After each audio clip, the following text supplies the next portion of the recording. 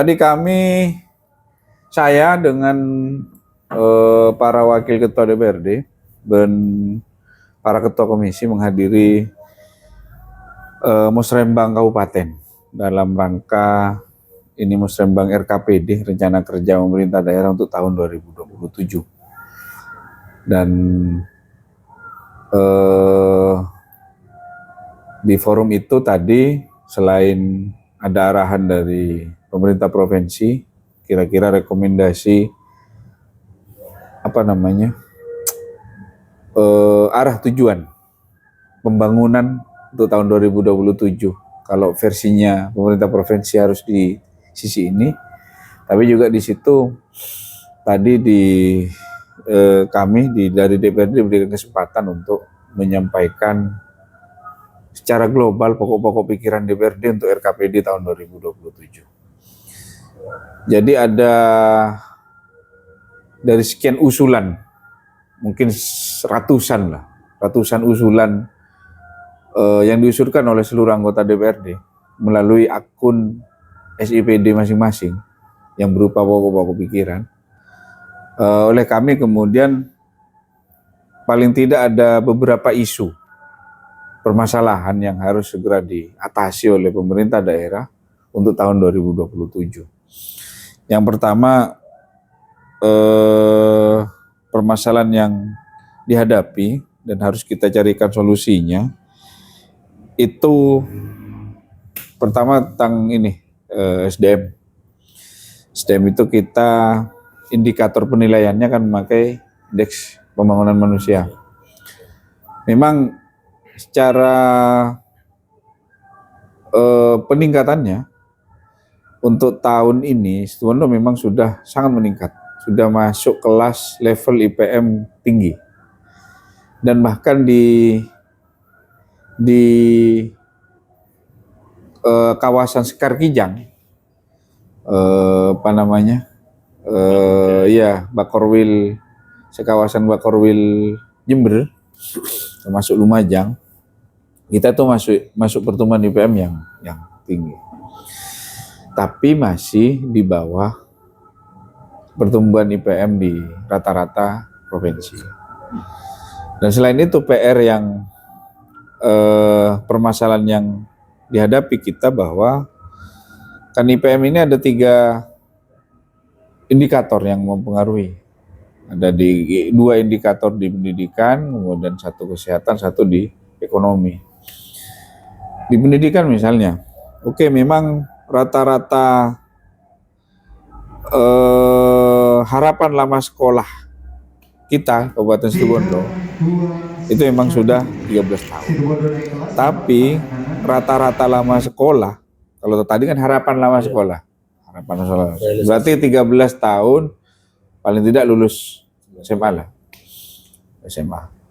Lah ini, tapi rata-rata lama sekolah masyarakat Situbondo itu baru sekitar 7 tahun.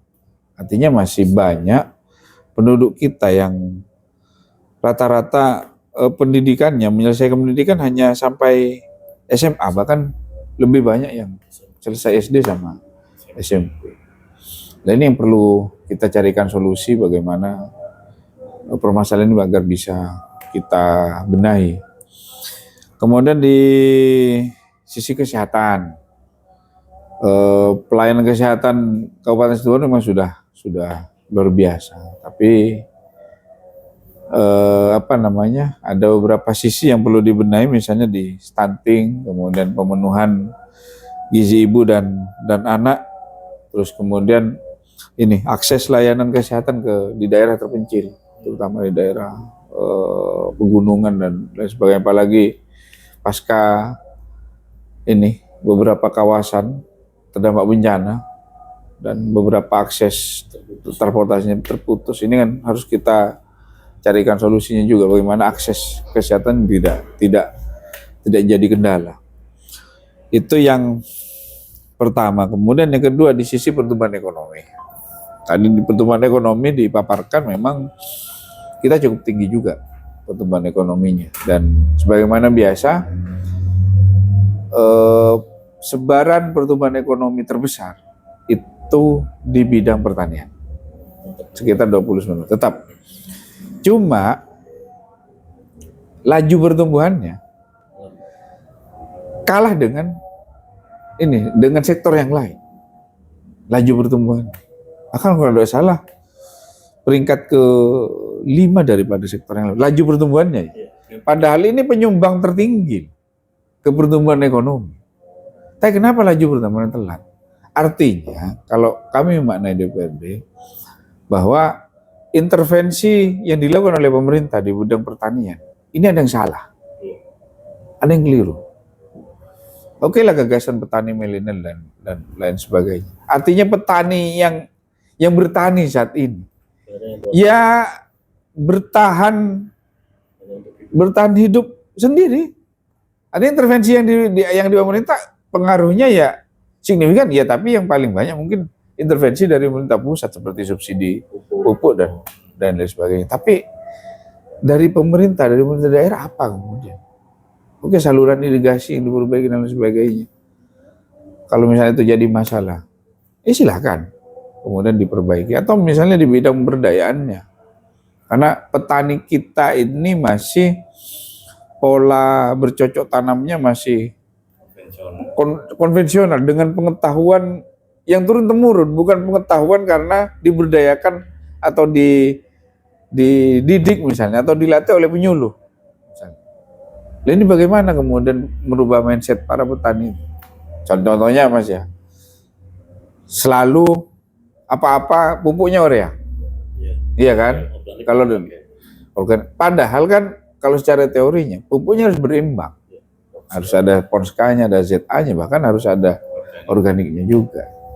Sebenarnya penyuluh punya teorinya, cuma mungkin kesempatan untuk mengedukasinya yang kurang, atau memang perlu inovasi agar kemudian petani itu agak keluar dari pakem yang dipakai selama ini. Iya, tergantung inovasinya penyuluh, gimana kemudian bisa mengajak petani bertani dengan benar sesuai dengan teori atau cara mungkin yang sudah dipraktikkan dan bisa dipertanggungjawabkan secara akademis, misalnya pupuknya dan perlakuan yang lain yang mungkin teman-teman penyuluh sudah pasti paham. Itu yang bermasalah di bidang pertanian, di bidang pertumbuhan ekonomi, di sektor pertanian.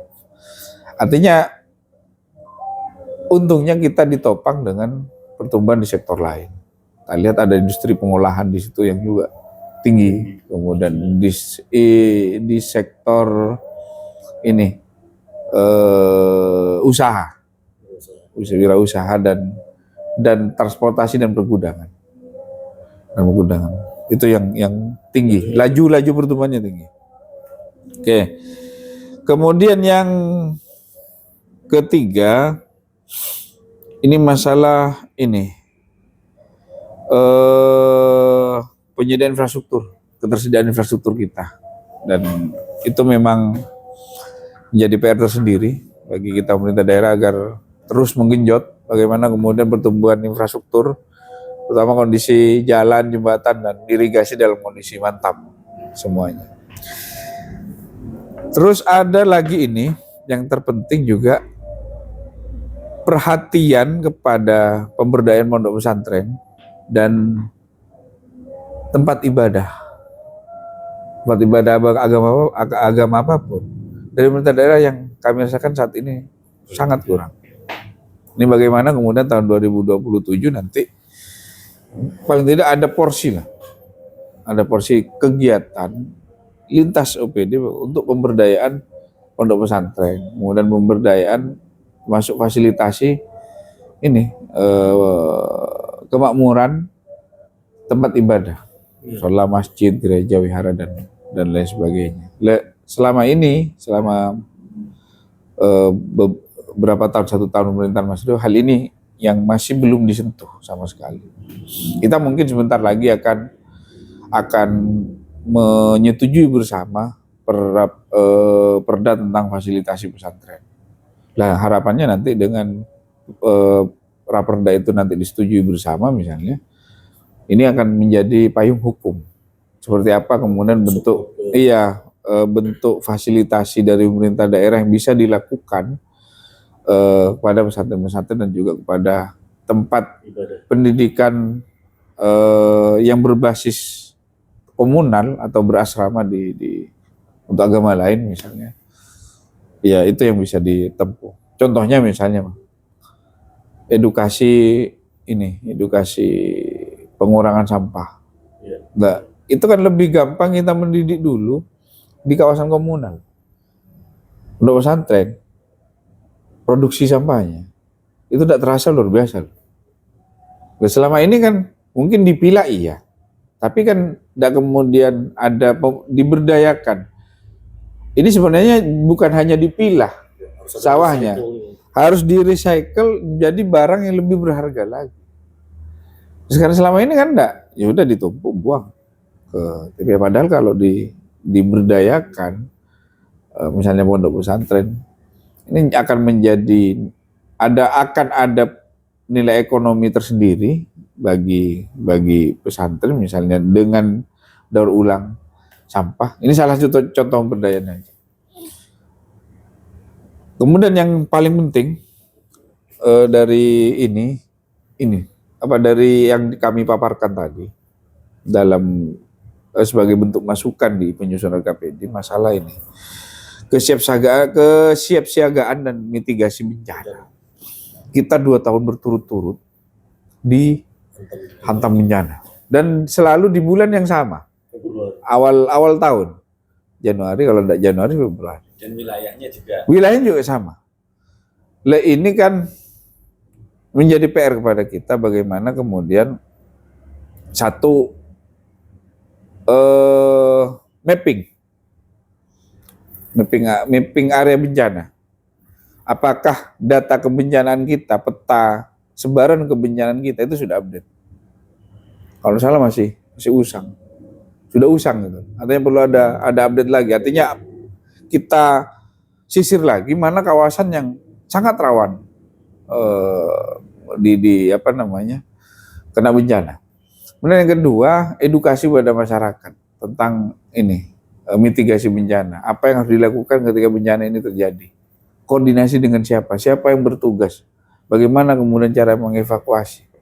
Itu caranya ada namanya program, bahkan itu mulai dari pusat, namanya program Desa Tangguh Bencana. Iya. Kalau nggak salah Situbondo masih 2 atau 3 desa dari 132 desa dan 4 kelurahan. Sangat kurang.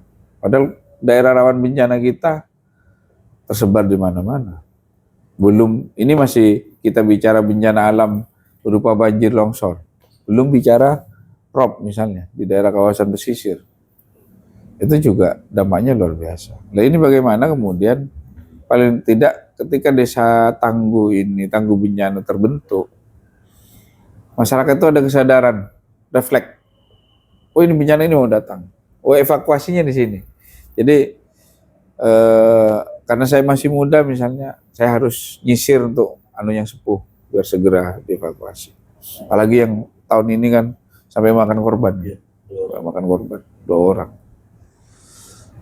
Nah ini beberapa permasalahan yang oleh kami dari pihak DPRD kami sampaikan kepada pihak pemerintah daerah agar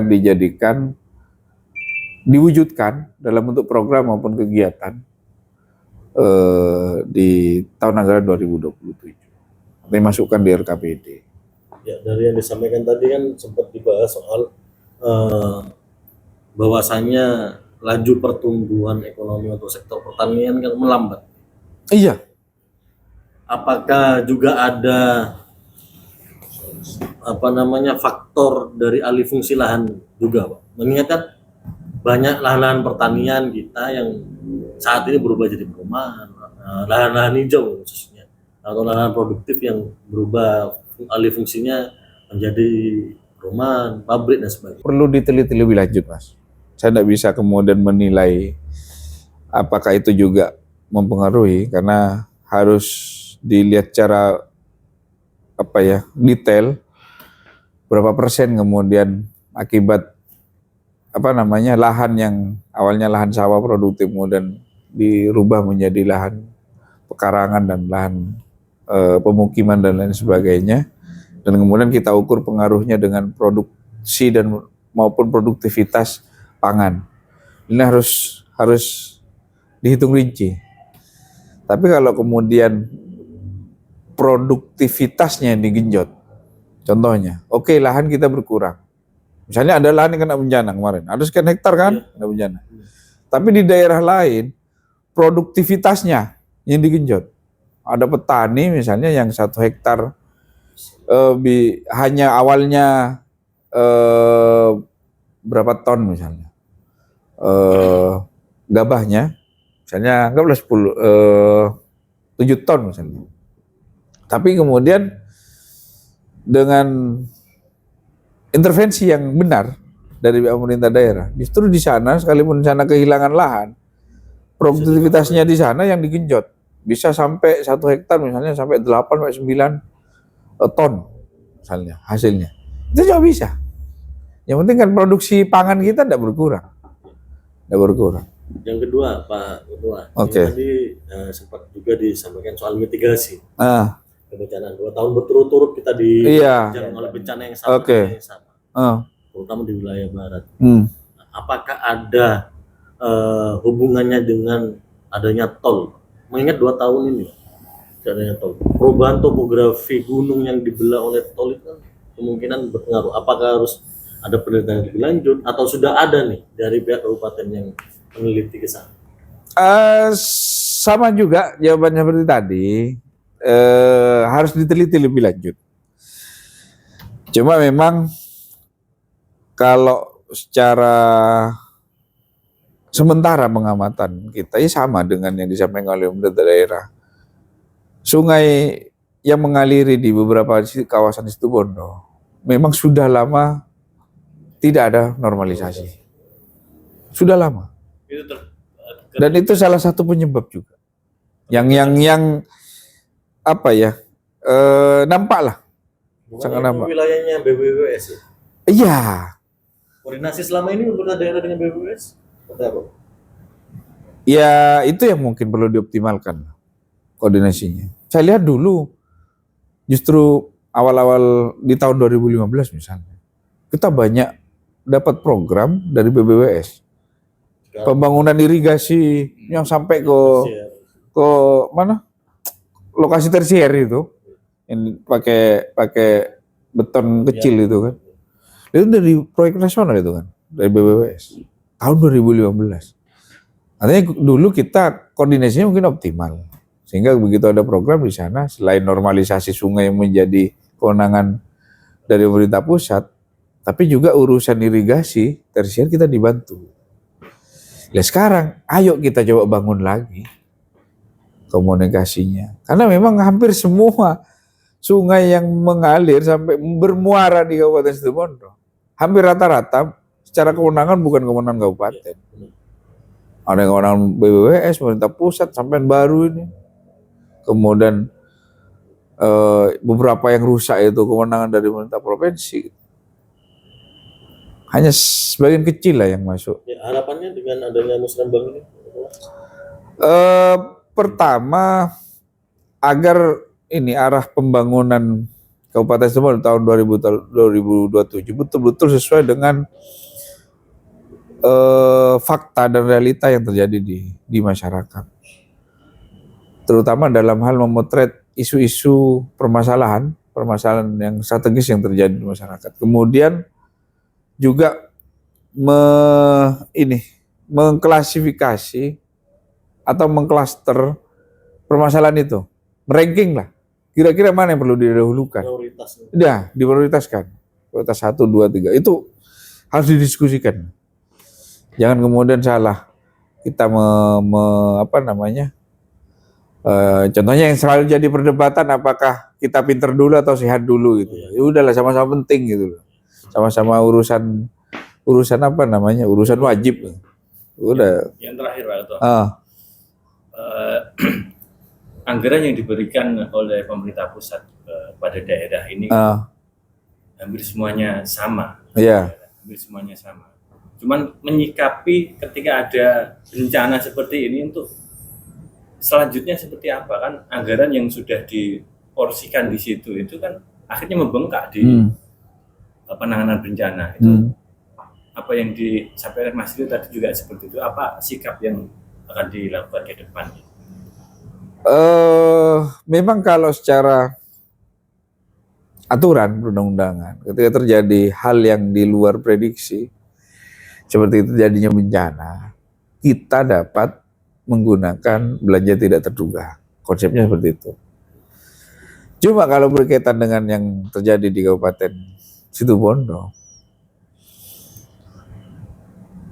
dengan belanja BTT pun dicairkan semua misalnya, itu tidak mencukupi untuk kemudian mengatasi terutama rehabilitasi dan rekonstruksinya pasca bencana tidak cukup.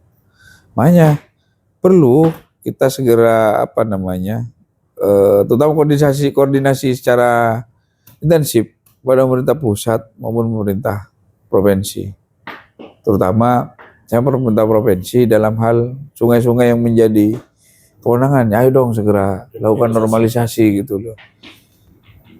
Kewenangannya, tanggung jawabnya ada di provinsi. Tapi kan begitu ininya yang ngamuk sungainya, masyarakat kami yang jadi korban.